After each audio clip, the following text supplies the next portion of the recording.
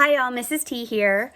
I'm excited I get to be your guest reader today for Prince Caspian, the book that y'all are reading in Chronicles of Narnia. I'm going to be reading chapter 14, How All Were Very Busy.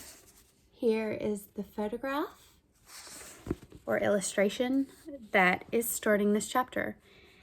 So, here we go.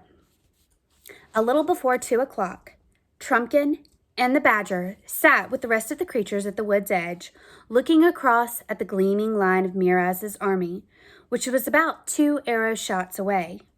In between, a square space of level grass had been staked for the combat. At the 2 far corners stood Glazelle and Caspian with drawn swords. At the near corners were giant Wimblewether and the Bulgy Bear, who, in spite of all their warnings, was sucking at his paw and looking, to tell the truth, uncommonly silly. To make up for this, Glenstorm on the right of the lists stock still, except when he stamped a hind hoof occasionally on the turf, looked much more imposing than the Telmarin Baron, who faced him on the left. Peter had just shaken hands with Edmund and the doctor, and was now walking down to the combat. It was like the moment before a pistol goes at an important race, but very much worse. "I wish Aslan had turned up before it came to this," said Trumpkin. "So do I," said Truffle Hunter. "But look behind you." "Crows and cockery," muttered the dwarf as soon as he had done so. "What are they?" "Huge people, beautiful people, like gods and goddesses and giants, hundreds and thousands of them closing in behind us. What are they?" "It's the Dryads and the Hamadryads and the Sylvans," said Truffle Hunter. "Aslan has wakened them." "Humph," said the dwarf. "That'll be very useful if the enemy try any treachery. But it won't help the High King very much if Miraz proves handier with his sword." The badger said nothing, for now Peter and Miraz were entering lists from the opposite ends, both on foot, both in chain shirts, with helmets and shields. They advanced till they were close together. Both bowed and seemed to speak, but it was impossible to hear what they said. Next moment, the 2 swords flashed in the sunlight. For a second, the clash could be heard, but was immediately drowned because both armies began shouting like crowds at a football match. "Well done, Peter! Oh, well done!" shouted Edmund as he saw Miraz reel back a whole pace and a half. "Follow it up quick!" And Peter did. For a few seconds, it looked as if the fight might be won. But then Miraz pulled himself together, began to make real use of his height and weight. "Miraz! Miraz! The king! The king!" came the roar from the Telmarines. Caspian and Edmund grew white with sickening anxiety. "Peter's taking some dreadful knocks," said Edmund. "Hello!" said Caspian. "What's happening now?" "Both falling apart," said Edmund. "A blown bit, I expect. Watch. Now they're beginning again, more scientifically this time, circling round and round, feeling each other's defenses." "I'm afraid this Miraz knows his work," muttered the doctor. But hardly had he said this when there was such a clapping and bang and throwing up of hoods among the old Narnians that it was nearly deafening. "What was it? What was it?" asked the doctor. "My old eyes missed it." "The High King has pricked him in the armpit," said Caspian, still clapping, "just where the armhole of the hauberk let the point through. First blood." "It's looking ugly again now, though," said Edmund. "Peter's not using his shield properly. He must be hurt in the left arm." It was only too true. Everyone could see that Peter's shield hung limp. Then shouting of the Telmarines redoubled. "You've seen more battles than I," said Caspian. "Is there any chance now?" "Precious little," said Edmund. I suppose he might just do it, with luck. Oh, why did we let it happen at all? Said Caspian. Suddenly, all the shouting on both sides died down. Edmund was puzzled for a moment. Then he said, Oh, I see. They've both agreed to arrest. Come on, Doctor. You and I may be able to do something for the High King. They ran down to the lists, and Peter came out to the ropes to meet them, his face red and sweaty, his chest heaving. Is your left arm wounded? Asked Edmund.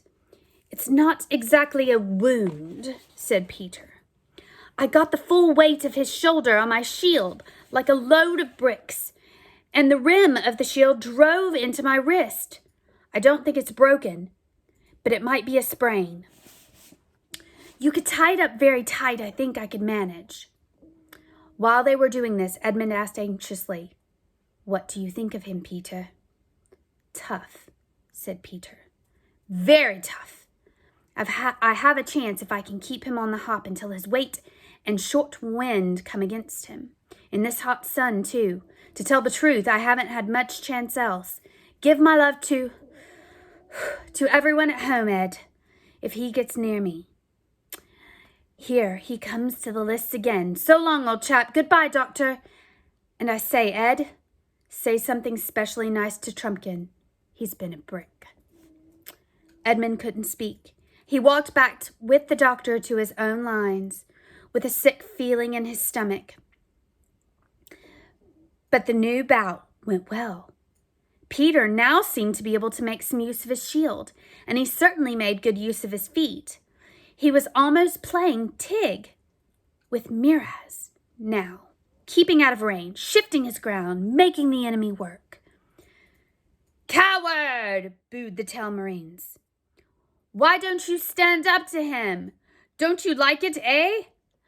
Thought you'd come to fight, not dance, yeah? Oh, I do hope he won't listen to them, said Caspian.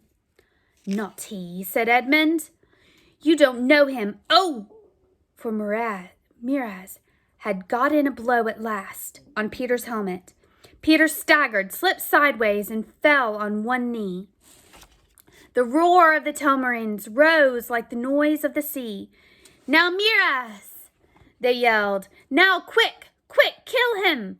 But indeed, there was no need to egg the usurper on. He was on top of Peter already. Edmund bit his lip till the blood came. The sword flashed down on Peter. It looked as if it would slash off his head. Thank heavens! It had glanced off his right shoulder. The dwarf-wrought mail was sound and did not break. Great Scott! Cried Edmund. He's up again! Peter, go it! Peter! I couldn't see what happened, said the doctor. How did he do it? Grabbed Miraz's arm, and as it came down, said Trumpkin, dancing with delight. There's a man for you! Uses his enemy's arms as a ladder. The High King! The High King! Up, old Narnia! Look, said Truffle Hunter. Miraz is angry. It is good. They were certainly at it hammer and tongs now, such a flurry of blows that it seemed impossible for either not to be killed. As the excitement grew, the shouting almost died away. The spectators were holding their breath. It was most horrible and most magnificent. A great shout arose from old Narnians. Miraz was down, not struck by Peter, but face downwards, having tripped on a tussock. Peter stepped back, waiting for him to arise. Oh, bother, bother, bother, said Edmund to himself. Need he be as gentlemanly as all that? I suppose he must. Comes of being a knight. And High King. I suppose it was what Aslan was like. But the brute will be up any minute again, and then... But the brute never rose. The lords Glozell and Sir Caspian had their own plans ready. As soon as they saw their king was down, they leapt into the lists, crying, Treachery! Treachery! The Narnian traitor had stabbed him in the back while he lay helpless. To arms! To arms, Telmar! Peter hardly understood what was happening. He saw two big men running toward him with swords drawn. Then the third Telmarine leapt over the ropes onto his left. "To arms, Narnia! Treachery!" Peter shouted. If all three had set upon him at once, he would never have spoken again. But Glozelle stopped to stab his own king dead where he lay. "That's for your insult this morning," he whispered as the blade went home. Peter swung to face Sir Caspian, slashed his legs from under him, and with that, the back cut of the same stroke walloped his head off. Edmund was now at his side, crying, "Narnia! Narnia! The lion!" The whole Telmarine army was rushing towards them, but now the giant was stepping forward, swooping low and swinging with his club. The centaurs charged. Twang, twang behind, and hiss, hiss overhead came the archery of the dwarves. Trumpkin was fighting at his left. Full battle was joined. "Come, Reepicheep, you little," shouted Peter. "You only be killed. This is no place for mice." But the ridiculous little creatures were dancing in and out among the feet of both armies, jabbing with their swords. Many a Telmarine warrior that day felt his foot suddenly pierced, as if by a dozen skewers, hopped on one leg, cursing at the pain, and fell often as not. If he fell, the mice finished him off. If he did not, someone else did. But almost before old Narnians were really warmed to their work, they found the enemy giving way.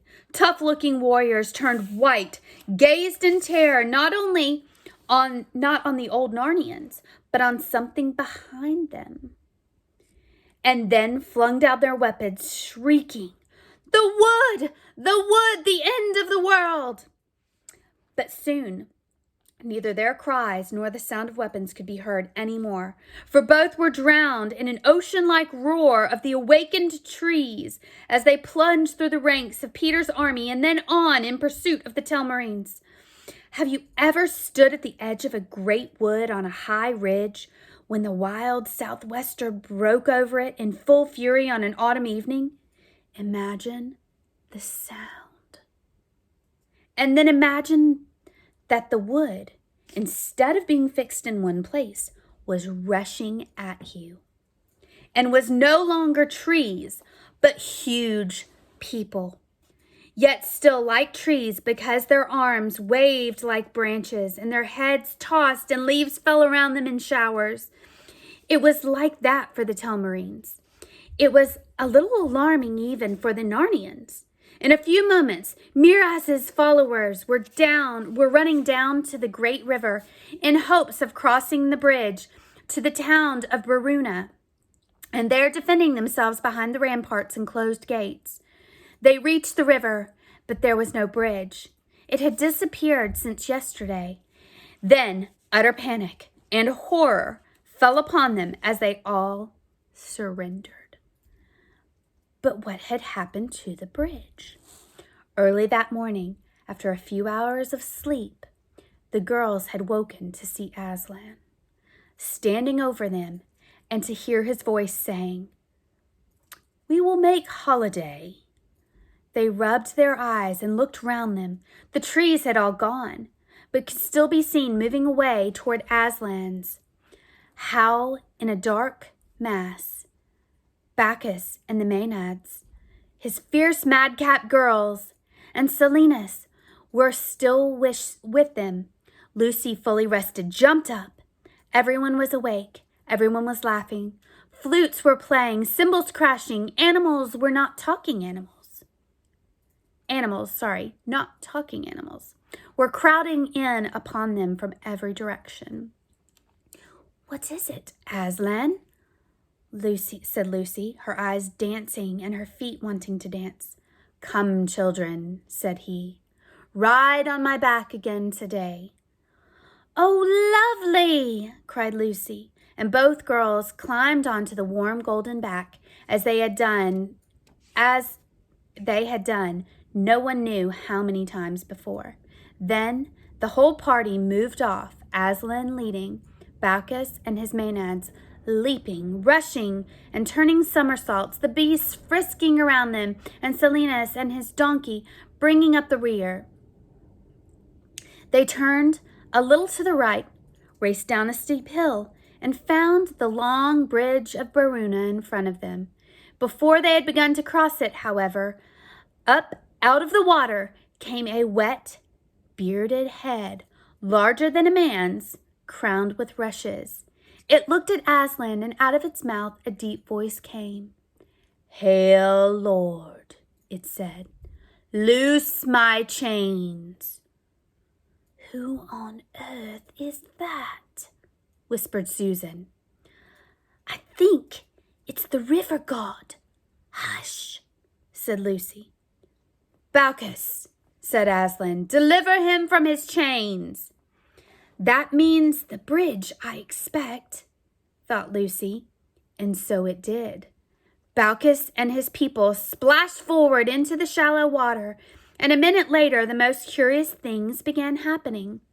Great, strong trunks of ivy came curling up all the piers of the bridge, growing as quickly as a fire grows, wrapping the stones round, splitting, breaking, separating them. The walls of the bridge turned into hedges, gay with hawthorn for a moment, and then disappeared, as the whole thing, with a rush and a rumble, collapsed into the swirling water. With much splashing and screaming and laughter, the revelers waded, or swam, or danced across the ford. "Hooray! It's the ford of Baruna again now," cried the girls, and up the bank on the far side and into the town. Everyone in the streets fled before their faces. The first house they came to was a girls' school, where a lot of Narnian girls with their hair done up very tight and ugly tight collars around their necks and thick tickly stockings on their legs were having a history lesson. The sort of history that was taught in Narnia under Miraz's rule was duller than the truest history you ever read, and less true than the most exciting of adventure story. "If you don't attend, Gwendolen," said the mistress, "and stop looking out of the window, I shall have to give you an order mark." But please, Miss Prizzle," began Gwendolen. "Did you hear what I said, Gwendolen?" asked Miss Prizzle. But please, Miss Prizzle," said Gwendolen, "there's a lion." "Take 2 order marks for talking nonsense," said Miss Prizzle. "And now—" A roar interrupted her. Ivy came curling in at the windows of the classroom. The walls became a mass of shimmering green, and leafy branches arched and overhead where the ceiling had been. Miss Prizzle found she was standing on a grass in a forest glade. She clutched at her desk to steady herself and found that the desk was a rose bush.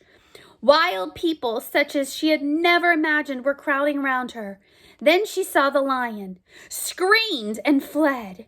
And with her fled the class, who were mostly dumpy, prim little girls with fat legs.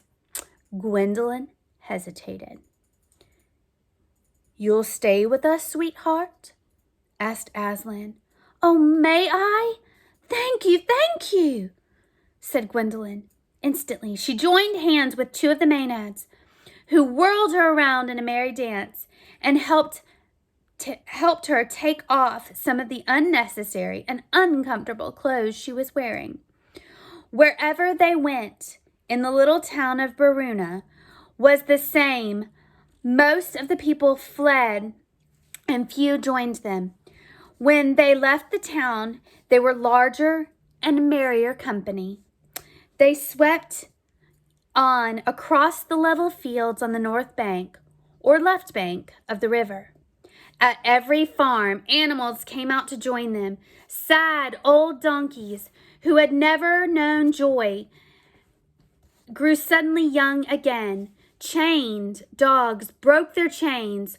Horses kicked their carts to pieces and came trotting along with them, clop, clop, kicking up the mud and whinnying. At a well in a yard, they met met a man who was beating a boy. The stick burst into flour in the man's hand. He tried to drop it, but it stuck to his hand.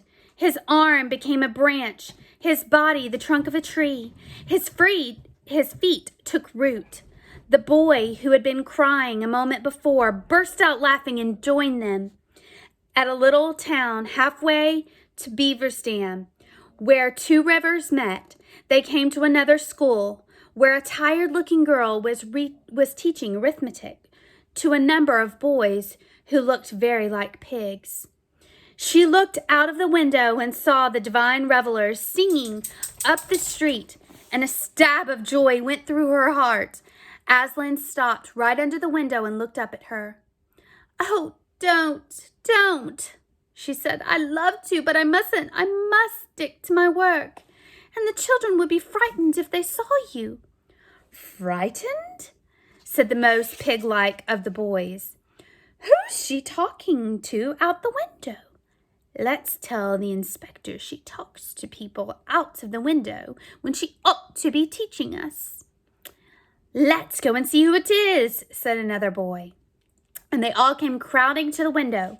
But as soon as their mean little faces looked out, Baucis gave a great cry. "Uwan! Oi, oi, oi, oi!" And all the boys began howling with fright and trampling one another to get down out of the door and jumping out of the windows. And it was said afterwards, whether truly or not, that those particular little boys were never seen again, but that there were a lot of fine little pigs in that part of the country which had never been there before. "Now, dear heart," Aslan said to the mistress, and she jumped down and joined them.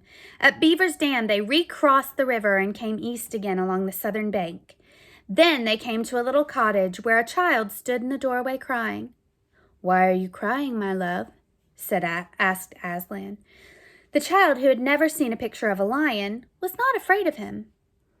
"Auntie's very ill," she said. "She's going to die." Then Aslan went to go in the door of the cottage, but it was too small for him. So when he had got his head through, he pushed with his shoulders. Lucy and Susan fell off when he did this. He pushed and lifted the whole body of the house up, and it fell backward and apart. And there, still in her bed, though her bed was now in open air, lay a little old woman who looked as if she had dwarf blood in her. She was at death's door, but when she opened her eyes and saw the bright, hairy head of Aslan staring into her face, she did not scream or faint. She said, "Oh, Aslan, I knew it was true. I've been waiting for this all my life. Have you come to take me away?" "Yes, dearest," said Aslan, "but not on a long journey yet." And as he spoke, like a flush creeping along the underside of the cloud at sunrise, the color came back to her white face and her eyes grew bright, and she sat up and said, "Why, I do declare, I feel that better. I think I could take a little breakfast this morning." "Here you are, mother," said Baucis, dipping a pitcher in the cottage well and handing it to her. But what was in it now was not water, but the richest wine, red as a red currant jelly, smooth as oil, strong as beef, warming as tea, and cool as dew.